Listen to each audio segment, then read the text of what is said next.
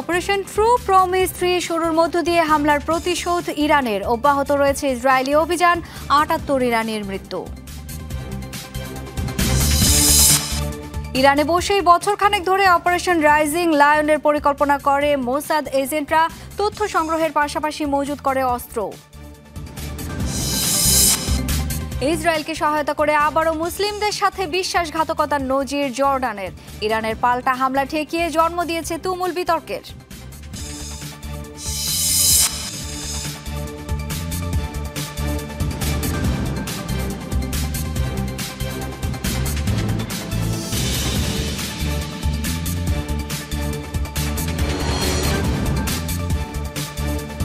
দর্শক, এতক্ষণ শিরোনাম দেখছিলেন, আপনাদের সাথে আছি আমি শাওন দত্ত।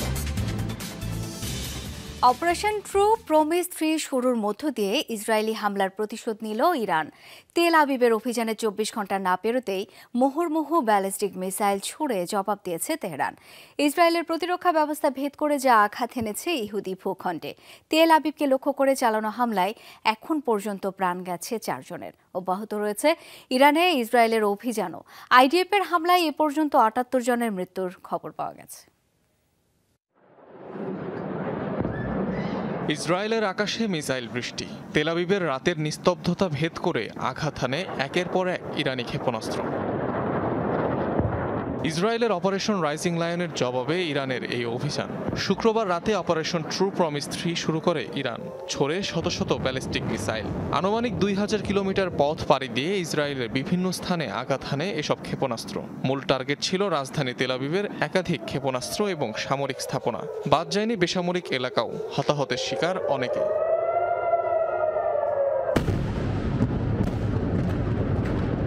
ইরানের হামলায় কেঁপে ওঠে জেরুজালেম, দখলকৃত পশ্চিম তীর সহ অন্যান্য এলাকাও। সাইরেনের বিকট শব্দ আর আতঙ্কে অনেক ইসরায়েলি অবস্থান নেন ভূগর্ভস্থ বাংকারে। ইরানের বিরুদ্ধে যে যুদ্ধ শুরু করেছে ইসরায়েল, সেটি হবে তাদের ধ্বংসের কারণ, এমন দাবি খামেনি প্রশাসনের। ইহুদি সাম্রাজ্য বড় ধরনের ভুল করেছে। ইনশাল্লাহ এই কর্মকাণ্ড তাদের ধ্বংস ডেকে আনবে। আমাদের সশস্ত্র বাহিনী প্রস্তুত। দেশের সব কর্মকর্তা ও জনগণ দৃঢ়ভাবে সশস্ত্র বাহিনীর পাশে আছে। নিঃসন্দেহে আমরা শত্রুদের জীবন তিক্ত করে তুলব।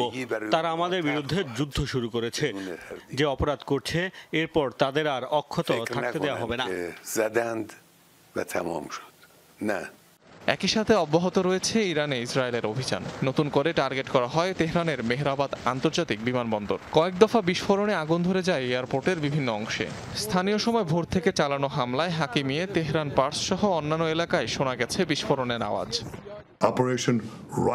আমাদের অভিযানের মূল লক্ষ্য ইরানের পারমাণবিক এবং ক্ষেপণাস্ত্র কর্মসূচি প্রতিহত করা। ইসরায়েলের এই উদ্দেশ্য পূরণের পথ আরও সুগম হচ্ছে। গত 24 ঘন্টায় আমরা ইরানের শীর্ষ সামরিক কর্মকর্তা, পরমাণু বিজ্ঞানী এবং সবচেয়ে গুরুত্বপূর্ণ পারমাণবিক স্থানগুলো নিশ্চিহ্ন করেছি। তাদের ক্ষেপণাস্ত্র ভাণ্ডারের অনেকটাই ধ্বংস করেছি।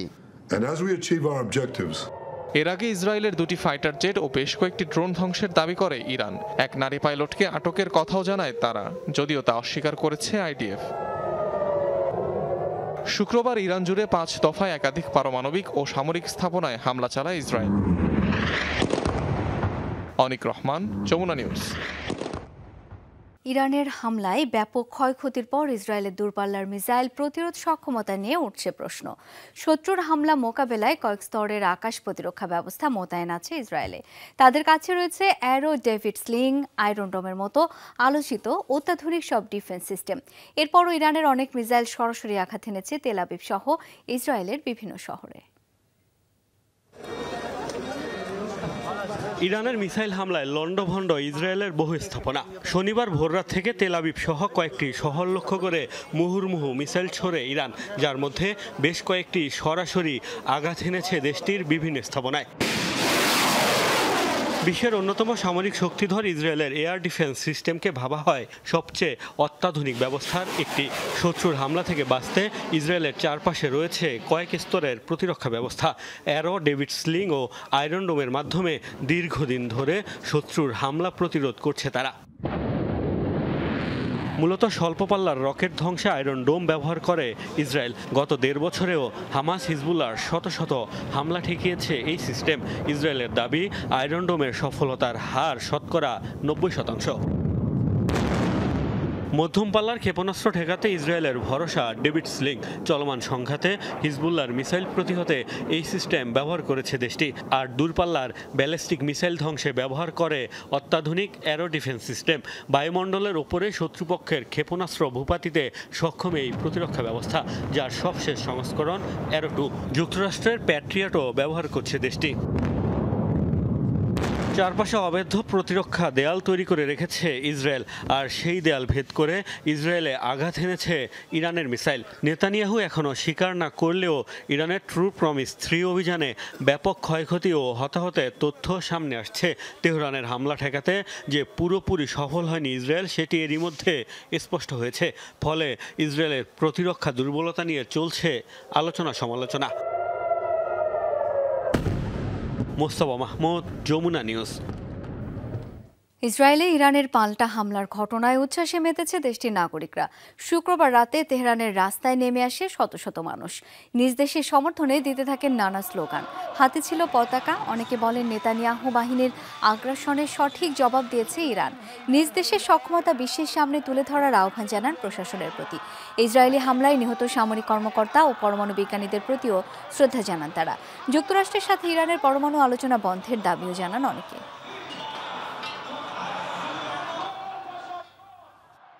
ইরানের ভেতরেই চলছিল ইসরায়েলের অপারেশন রাইজিং লায়নের প্রস্তুতি।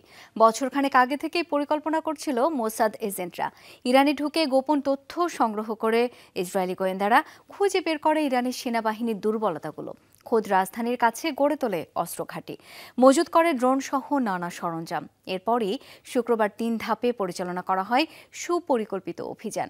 একে একে টার্গেট হয় ইরানের ক্ষেপণাস্ত্র প্রতিরক্ষা ব্যবস্থা, পারমাণবিক কেন্দ্র ও বিমান ঘাঁটি। ইরানের ভূখণ্ডে মোসাদের 2 গোয়েন্দার গোপন অভিযান। মিশন ইরানের আকাশ প্রতিরক্ষা ব্যবস্থা অকার্যকর করা। ইসরায়েলের অপারেশন রাইজিং লায়নের দীর্ঘ প্রস্তুতির ক্ষুদ্র এক নমুনা। শুক্রবার ভোরের আলো ফোটার আগেই ইরানে চালানো ভয়াবহ এই হামলার নীল নকশা তৈরি হয়েছে বহু আগেই। মাসের পর মাস খোদ ইরানের ভূখণ্ড ব্যবহার করা হয়েছে পরিকল্পনা বাস্তবায়নে। ইসরায়েলের নিরাপত্তা বিভাগের সূত্র বলছে, অপারেশন রাইজিং লায়ন পরিকল্পনার অংশ হিসেবে কয়েক মাস আগে গোপনে ইরানে ঢুকে পড়ে মোসাদের বেশ কয়েকজন সদস্য। সংগ্রহ করে দেশটির পারমাণবিক ও প্রতিরক্ষা সম্পর্কিত নানা গোপন তথ্য। খুঁজে বের করে ইরানের সেনাবাহিনীর দুর্বল দিকগুলো। বহুদিন ধরেই মোসাদ এজেন্টদের নজরদারিতে ছিলেন দেশটির উচ্চপদস্থ সামরিক কর্মকর্তারা। ইরানের ভেতরেই বিস্ফোরক মজুদে একটি গোপন ঘাঁটি স্থাপন করেছিল মোসাদ। হামলার অনেক আগেই সেখানে জড়ো করা হয়েছিল বহু ড্রোন। এছাড়াও রাখা হয় সূক্ষ্মভাবে হামলায় সক্ষম অত্যাধুনিক নানা অস্ত্র।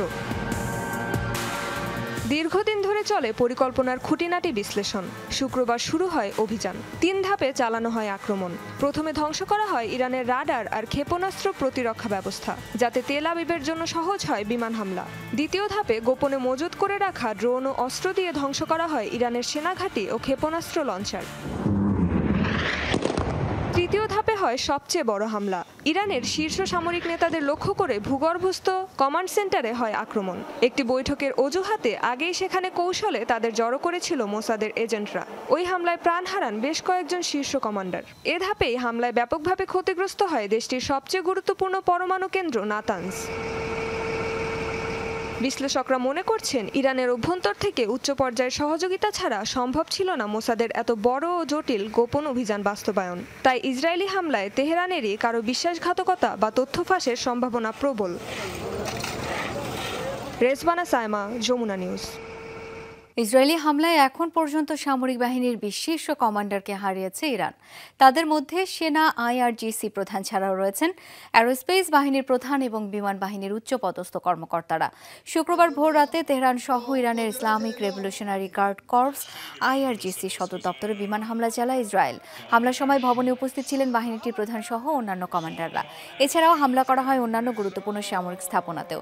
এদিকে একই হামলায় টার্গেট করা হয় ইরানি পরমাণু বিজ্ঞানীদেরও। প্রাণ গেছে কমপক্ষে 6 জনের।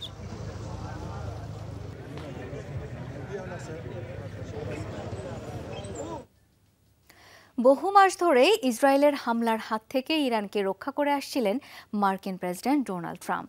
বার্তা সংস্থা রয়টার্সের সাথে এক ফোন কলে খোদ প্রেসিডেন্ট জানিয়েছেন এই কথা। ট্রাম্প বলেন, এই হামলার ব্যাপারে আগে থেকেই সব জানতেন তিনি। তবুও বহুদিন যাবৎ ইসরায়েলকে বাধা দিয়ে আসছিলেন, কারণ মনে প্রাণে ওয়াশিংটন ও তেহরানের একটি পরমাণু চুক্তি চাচ্ছিলেন তিনি। তাই এতদিন সুযোগ দিয়ে আসছিলেন ইরানকে। তবে মার্কিন প্রেসিডেন্ট জানান, এখনও একটি চুক্তির সুযোগ আছে তেহরানের। দেশটির পাল্টা হামলা জবাবে ইসরায়েলকে সমর্থন দেবেন কিনা এমন প্রশ্নের জবাবে ট্রাম্প জানান, তেল আবিবের সমর্থনে আছেন তিনি। দুই দেশের এই লড়াইয়ে আঞ্চলিক যুদ্ধ নিয়ে উদ্বিগ্ন নন বলেও জানান মার্কিন প্রেসিডেন্ট। মুসলিমদের সাথে বিশ্বাসঘাতকতার একের পর এক নজির তৈরি করছে জর্ডান। ইরানে হামলার আগে ইসরায়েলে অস্ত্র সরবরাহে যুক্তরাষ্ট্রকে ব্যবহার করতে দিয়েছে নিজেদের আকাশসীমা। কেবল তাই নয়, চালান প্রক্রিয়া নির্বিঘ্ন করতে বন্ধ করে দিয়েছে বেসামরিক আকাশযান চলাচল। ইসরায়েলি ভূখণ্ডে ইরানের পাল্টা হামলাও ঠেকিয়েছে ড্রোন ভূপাতিত করে।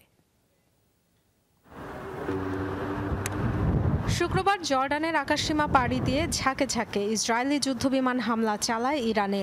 এরপর উদ্বেগ জানিয়ে এক বিবৃতি দেয় আম্মান। জানায়, কোনো দেশের সংঘাতের যুদ্ধক্ষেত্র হবে না জর্ডান, লঙ্ঘন করতে দেবে না তাদের আকাশসীমা। ভূখণ্ড বা নাগরিকদের নিরাপত্তার প্রশ্নে কোনো আপোষ নয় বলেও জানায়। তবে ইসরায়েল যেন এসব বলির আওতায় পড়েই না। তাই তো তেল আবিবের যুদ্ধবিমান নির্বিঘ্নে জর্ডানের আকাশসীমা পাড়ি দিলেও ইরানের ছোড়া ক্ষেপণাস্ত্র ঠেকিয়েছে আম্মান, ভূপাতিত করেছে বহু ড্রোন। এখানেই শেষ নয়। ইসরায়েলের গণমাধ্যম বলছে, অপারেশন রাইজিং লায়নের আগেও যুক্তরাষ্ট্র থেকে অস্ত্র সরঞ্জাম গেছে তেল আবিবে। আর তাদের সুবিধার্থে হুট করেই নিজেদের আকাশসীমায় বেসামরিক আকাশযান চলাচল বন্ধ রাখে জর্ডান। যদিও জর্ডানের দাবি, নিজেদের ভূখণ্ড আর নাগরিকদের নিরাপত্তার স্বার্থেই নেওয়া হয়েছে এমন পদক্ষেপ। গত বছরও অপারেশন ট্রু প্রমিসের আওতায় ইরান যখন ইসরায়েলে হামলা চালিয়েছিল, তখনও তেহরানের ব্যালিস্টিক মিসাইল ও ড্রোন ভূপাতিত করেছিল জর্ডান, যা জন্ম দিয়েছিল তুমুল সমালোচনার। গাজার বেলায়ও জর্ডানের এমন অবস্থান দেখা গেছে। যুদ্ধবন্ধে কার্যকর ভূমিকা রাখতে না পারলেও শাসনভার থেকে হামাসকে সরিয়ে গাজা পুনর্গঠন, স্বাধীনতাকামী গোষ্ঠীটির নিরস্ত্রীকরণ আর বিতাড়নে আরব দেশগুলোর পরিকল্পনায় সামিল হয়েছে জর্ডানও। মধ্যপ্রাচ্যে যুক্তরাষ্ট্রের ঘনিষ্ঠ মিত্র হিসেবেই পরিচিত জর্ডান, আর সেই সূত্রে সখ্যতা রয়েছে ওয়াশিংটনের পরম বন্ধু ইসরায়েলের সাথেও। আবারও যেন তারই প্রমাণ রাখল Amman. Dorothy Tasrin, Jamuna news. যুক্তরাষ্ট্রের সাথে পরমাণু আলোচনা এখন অর্থহীন, এমন মন্তব্য করেছেন ইরানের মুখপাত্র ইসমাইল বাকাই। দেশটির আধা রাষ্ট্রীয় বার্তা সংস্থা তাসনিমকে কথা জানান তিনি। একদিক দিয়ে আলোচনার অভিনয় করে অন্যকে দিয়ে হামলা চালানোর পর ওয়াশিংটনের সাথে সংলাপের কোনো মানেই হয় না বলে মন্তব্য করেন ইসমাইল বাকাই। দাবি, যুক্তরাষ্ট্রের মদদ ছাড়া কখনোই ইরানে হামলা চালাতে পারত না ইসরায়েল, আর তাই তেহরানের সাথে আর দর কষাকষির কোনো সুযোগ নেই ওয়াশিংটনের। ইরানের শান্তিপূর্ণ পারমাণবিক কর্মসূচি নিশ্চিতে গেল কয়েক মাস ধরেই দফায় দফায় বৈঠক করছে দুই দেশের প্রতিনিধিরা। ষষ্ঠ দফা আলোচনার পরও কোনো চুক্তিতে পৌঁছতে পারেনি দুই পক্ষ। ইসরায়েল ইরান যুদ্ধ পরিস্থিতি নিয়ে জাতিসংঘের নিরাপত্তা পরিষদের জরুরি বৈঠকে বিবাদে জড়ালেন ইসরায়েল ও ইরানের প্রতিনিধিরা। শুক্রবার যুক্তরাষ্ট্রের নিউ ইয়র্কে অনুষ্ঠিত হয় এই জরুরি বৈঠক। ইসরায়েলের এই আক্রমণকে বর্বর বলে আখ্যা দেয় ইরান। জানায়, পারমাণবিক চুক্তি নিয়ে আলোচনা নস্যাৎ করতে এই হামলা চালিয়েছে তেল আবিব। অন্যদিকে তেহরানের পারমাণবিক হামলার হুমকিতে প্রতিহত করতে এই হামলা চালিয়েছে তেল আবিব, দাবি করে ইসরায়েল প্রতিনিধি। ইরানের পারমাণবিক সংস্থায় ইসরায়েলের আঘাত নিয়ে শঙ্কা প্রকাশ করেছেন জাতিসংঘের রাশিয়া ও চীন প্রতিনিধি, জানিয়েছেন তীব্র নিন্দা। এদিকে ইসরায়েল ইরান পাল্টাপাল্টি আক্রমণ বন্ধের আহ্বান জানিয়েছেন জাতিসংঘ মহাসচিব অ্যান্টোনিও গুতেরেস। সোশ্যাল হ্যান্ডেল এক্সে পোস্ট দিয়ে দুপক্ষকে থামার নির্দেশ দেন তিনি। ইসরায়েলি প্রধানমন্ত্রী বেনিয়ামিন নেতানিয়াহুর অবস্থান নিয়ে সৃষ্টি হয়েছে ধোঁয়াশা। ইরানের পাল্টা হামলা শুরুর পরপরই তিনি ইসরায়েল ত্যাগ করেছেন বলে দাবি করে ইরানের বিভিন্ন গণমাধ্যম। নেতানিয়াহুকে বহনকারী বিমানটিকে গ্রিসে দেখা গেছে বলেও দাবি করা হয়। এমনকি জেরুজালেমেই বাংকারে অবস্থান করছেন নেতানিয়াহু, এমন দাবিও করা হয় সামাজিক যোগাযোগ মাধ্যমে। যদিও এই সংক্রান্ত কোনো তথ্য এখনও জানায়নি আন্তর্জাতিক কোনো গণমাধ্যম। ইসরায়েলি প্রধানমন্ত্রী বেনিয়ামিন নেতানিয়াহুর নির্বিচার বর্বরতা থামাতে ইসরায়েলি জনসাধারণকে এগিয়ে আসার আহ্বান জানিয়েছেন ভেনেজুয়েলার প্রেসিডেন্ট নিকোলাস মাদুরাই। ইসরায়েলের নারকীয় হামলা জাতিসংঘের সমর্থনের অভিযোগ তুলে জাতিসংঘের তুমুল সমালোচনা করেছেন প্রেসিডেন্ট।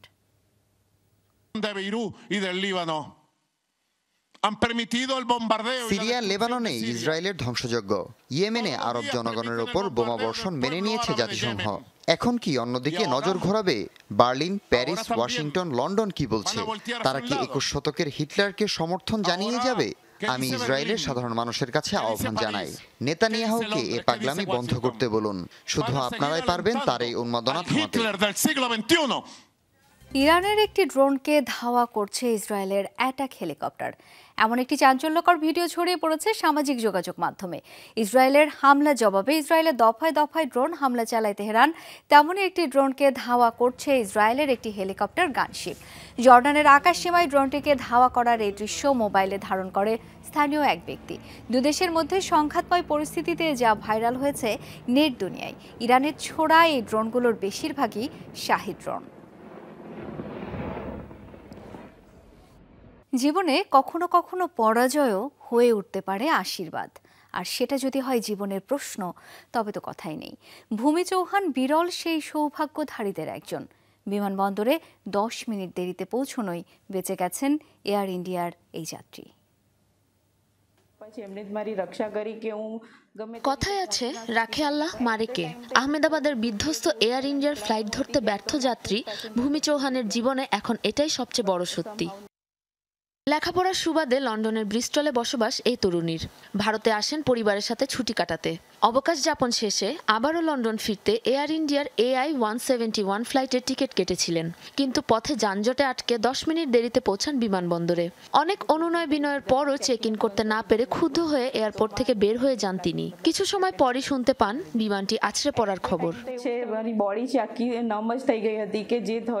আমার 1:10-এর ফ্লাইট ছিল, এয়ারপোর্টে পৌঁছাই 12:20-এ। মাত্র 10 মিনিট দেরি হওয়ার কারণে আমাকে চেক ইন করতে দেয়নি এয়ার ইন্ডিয়া কর্তৃপক্ষ। আমি বিমানের শেষ যাত্রী ছিলাম। অনেকবার অনুরোধের পরেও আমাকে বিমানে উঠতে দেয়া হয়নি। তখন একটাই কথা মাথায় ঘুরছিল, আর একটু আগে রওনা দিলে সময় মতো পৌঁছাতে পারতাম আজকে, ফ্লাইট মিসও হতো না। তবে এখন ভাবি সৃষ্টিকর্তা নিজ হাতে আমাকে বাঁচিয়ে দিয়েছেন। ভূমির পাশাপাশি মৃত্যুর মুখ থেকে ফিরে এসেছেন বিমানের একমাত্র যাত্রী ভারতীয় বংশোদ্ভূত ব্রিটিশ নাগরিক বিশ্বকুমার রমেশ। দুর্ঘটনার পর দিব্যি উঠে হেঁটে বেড়াতে দেখা যায় তাকে। হাতে মুখে চোটের কিছু চিহ্ন ছাড়া শরীরে নেই তেমন কোনো বড় আঘাত। প্লেন টেক অফের পর মনে হচ্ছিল 5-10 সেকেন্ডের জন্য তা শূন্যে থেমে গেছে। এরপরই ইমার্জেন্সি বাতি জ্বলে ওঠে। প্লেনটি যখন আছড়ে পড়ে, আমি যে পাশে বসা ছিলাম সে দিকটা হোস্টেল ভবনের একদম নিচতলায় যেয়ে ঠেকে। আমি প্রথমে ভেবেছিলাম আমিও বাঁচব না। পরে সিটবেল্ট খুলে কোনো মতে আশপাশের জঞ্জাল সরিয়ে বের হয়ে আসি। ভয়াবহ এ বিমান দুর্ঘটনায় সৌভাগ্যবান এই 2 যাত্রী বাদে বেঁচে নেই আর কেউ। মৃতের সংখ্যা এরই মাঝে 250-র ঘর ছাড়িয়েছে। সন্ধান মিলেছে ব্ল্যাক বক্সের। বিস্তৃত ডাটা ঘেটে বিধ্বস্তের কারণ নির্ণয় লেগে যেতে পারে দীর্ঘ সময়। সাবরিনা নুসরাত, যমুনা নিউজ। দর্শক, যমুনা আইডাসকে পর্যন্তই। ধন্যবাদ এতক্ষণ সাথে থাকার জন্য।